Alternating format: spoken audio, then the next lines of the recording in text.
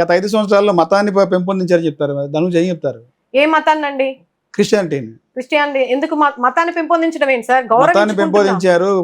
మత మార్పిడులు జరిగినాయి. విజయవాడ కృష్ణానది దగ్గర కూడా మత మత మార్పిళ్ళు అనేది సార్, ఇప్పుడు నేను ఒకటి చెప్తాను మిమ్మల్ని, నా దారిలోకి రండి అని చెప్పి నేను చెప్తాను. నాకంటే బుద్ధి లేదు, మీకు కూడా లేనట్టేనా? మీకు కూడా లేనట్టేనా? చెప్పండి దానికి.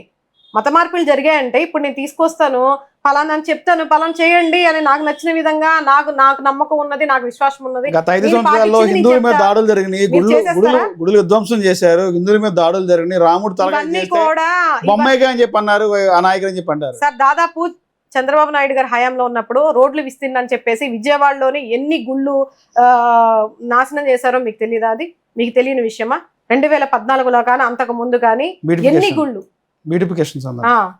ఎన్ని గుళ్ళు నాశనం చేశారు, ఎన్ని గుళ్ళు కట్టడాలను ధ్వంసం చేశారు, అవన్నీ మీకు తెలియందా?